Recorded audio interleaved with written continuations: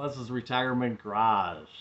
Welcome to another installment of Buzz Talks about Chat GPT. And in this particular one, I asked Chat GPT, one of the AI models that I do use, I asked, what do you think about retirement and what are some of the problems or issues that retirees have? And Chat came back with kind of a headline to use, and it's called 10 Retirement Myths That Are Costing You Thousands. So I'm going to read most of this. I'm going to ad lib as we go, but I agree with this. I've looked at it, I understand it, and I agree with it, but some of the words that they use, because they think Buzz's Retirement Garage is about fixing automobiles, which it's not. So they use the automobile as kind of the hook. So obviously, those aren't my words. Doesn't fit what we do, even though we're called a garage. So let's go through this and let's try it out, okay? So the 10 retirement myths that are costing you thousands. If you're retired or even thinking about retirement, and I'm looking at my little cheat sheet down here, chances are you've been told some things that just aren't true. Today I'm busting 10 retirement myths that could be costing you thousands and even cutting years off of your savings. Stick around till the end, and I'll share a bonus myth that almost everyone believes, even the so-called experts, get wrong. Let's get started. Myth number 1, you'll spend less in retirement. You've probably heard this one, you'll spend less once you retire. But here's the truth, the first 5 to 10 years of retirement are often the most expenses. Travel, home projects, helping family, it all adds up. Instead of assuming your spending will drop, build a flexible budget that adjusts as your lifestyle changes. Now, anybody that's been following this channel and following my monthly Social Security videos know that we're kind of breaking even with 2 checks for me and Mrs. Buzz. We're kind of breaking even on our income versus our spending. So we are kind of living on Social Security, but this year alone, we've spent about $12,000 on things that had to happen. We didn't have to spend all of that, but we ended up spending $12,000. And if you watched me before, you know why. Those are mainly the water heater, the electrical panel, and I just finished some side stairs that cost about $1,000. Which included $200 for a masonry saw. So I'll sell that on eBay or something, and we'll go from there, and maybe I'll get a little reduction off that 1,000. Myth number 2, Social Security will cover most of your needs. Speaking of Social Security, Social Security was never meant, according to Chat, Social Security was never meant to be your main source of income. Average check is around $1,900 a month for most retirees, and that covers maybe 40% of expenses. Think of it as a foundation, but not the full house. And that's true. No matter how you slice it, like I said, we're barely making it. I mean, last month we had a great month. Other months, we're a couple $100 down. If we didn't have a savings net, albeit a small one, if we didn't have that, I wouldn't be able to sleep very well at night, and I definitely would be working, or at least working part-time. So between what our savings are and doing a YouTube channel and possibly working come January, that's going to help us along. But just trying to retire on Social Security alone, a lot of people, it's going to be tough to do, especially if you only have 1 paycheck coming in. If you have 2, maybe it's going to work for you. But with 1 check, it's going to be a lot tougher. Myth number 3, should I avoid the stock market completely? This one hits home to a lot of people, the fear of losing money, but staying too safe can be dangerous as well. Inflation quietly eats away at your savings.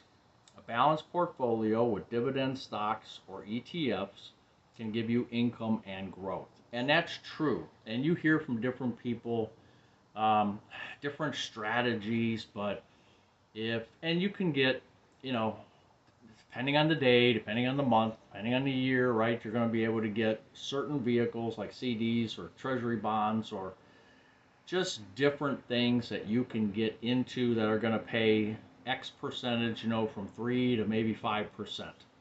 And And if inflation stays down below 5%, maybe you're going to make out a little bit. Um, and the stock market's been doing pretty good recently. So, you know, putting a little bit in there won't hurt. Staying out of it and at least getting 3 to 5%, I think, is safe to do. But a combination is probably the best bet. Myth number 4: my house is a retirement plan. Your house is not an ATM, according to Chat GPT. It's a place to live. And yes, it can be an asset, but it's not liquid. Before you rely on your home equity, make sure you have enough cash flow to live comfortably. Number 5, I don't need an emergency fund anymore. Whew. I know that one's not true. Emergencies don't retire. Roofs still leak, cars still break, and medical costs can sneak up on you. Keep at least 6 months worth of living expenses liquid. That's peace of mind money, and I agree with that. Having money that you can readily get to. In other words, if you have a CD locked in at a year, you really don't want to cash that in for an emergency. So you want to have something that's maybe a month, maybe 3 months, or just a high yield savings account where you can get, like I said, 3 to 5%. It all depends on what bank, what institution, and the level of money you're keeping in it. A lot of banks, a minimum is $25,000 before they give you the best of the best. Anything short of that, you may not get the full 3 or 4 or 5%. So, but that is a true statement. Myth number 5 is true. I don't need an emergency fund anymore. That is not true, I should say. No, that is true. That is true. No, that's not true. No, you do need an emergency fund. Myth number 6: Medicare covers everything. Medicare is great, but it doesn't cover everything, like long-term care or dental. A good supplement plan like Energy can save you thousands in the long run. So, back into that whole thing. Take an Advantage plan. Usually you get your dental paid, or at least some portion towards it, and you get your prescriptions and everything else. But Plan G, Plan N, you have to get a separate drug plan and a dental plan if you so choose. The drug plan, definitely get. The dental plan, you don't necessarily have to have. We, as you guys subscribers know, me and Mrs. Buzz, we've both chosen the N plan, and we definitely have dental, and we have WellCare drug plan right now, but that cost just went up, and during open enrollment, October 15th, we'll be looking at another prescription vehicle where we could get zero cost monthly again, like we were with WellCare. But WellCare raised it to $7.60 a month from zero on both of us.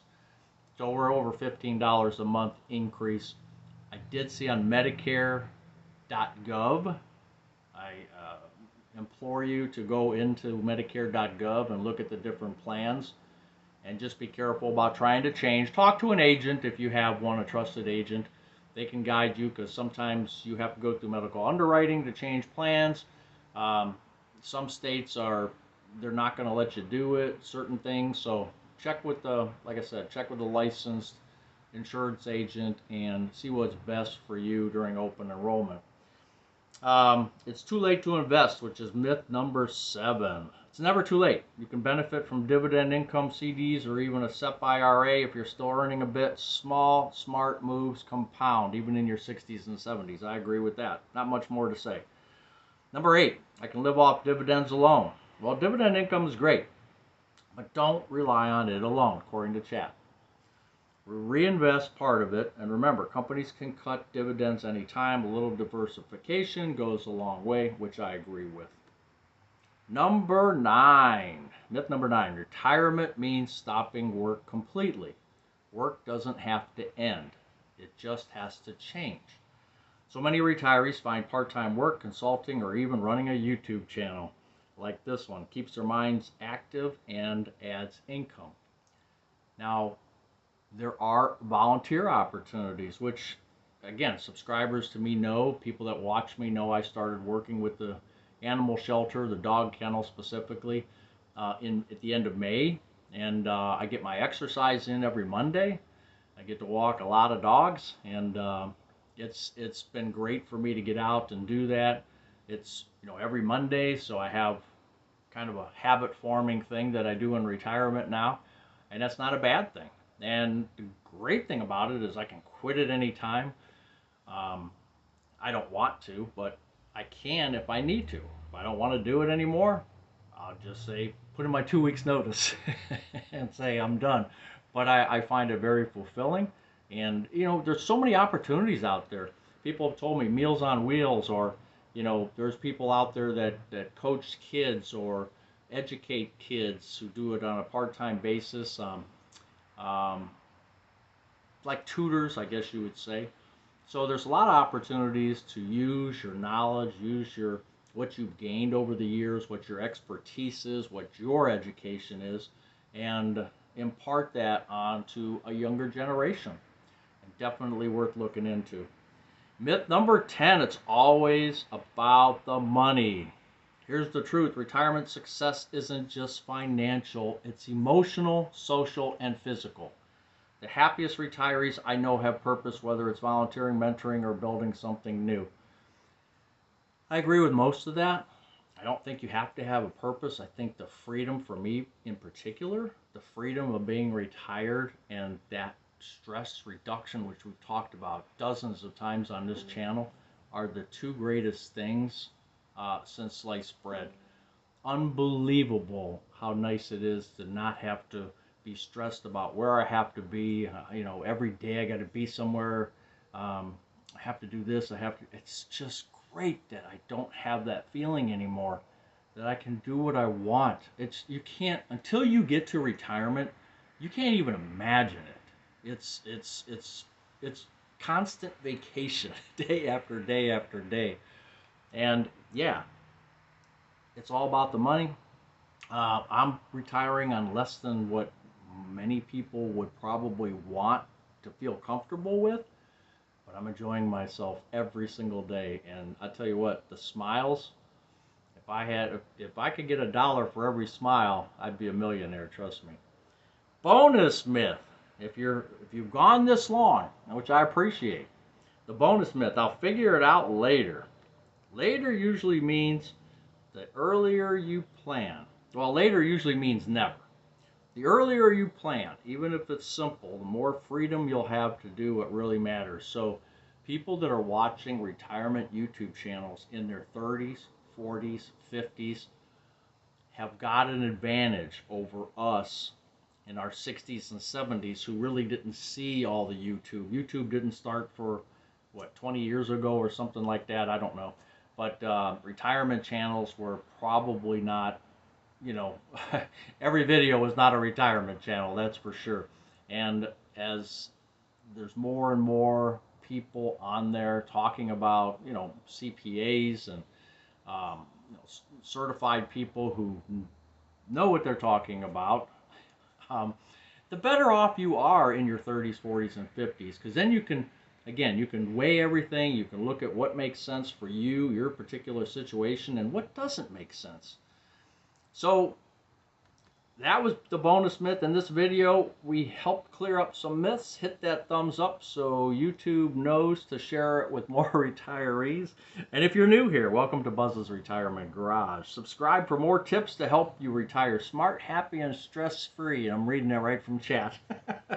See you next time, and remember, retirement's not the end of the road, it's the on-ramp to freedom. Thank you for being here. Buzz's Retirement Garage. Take care.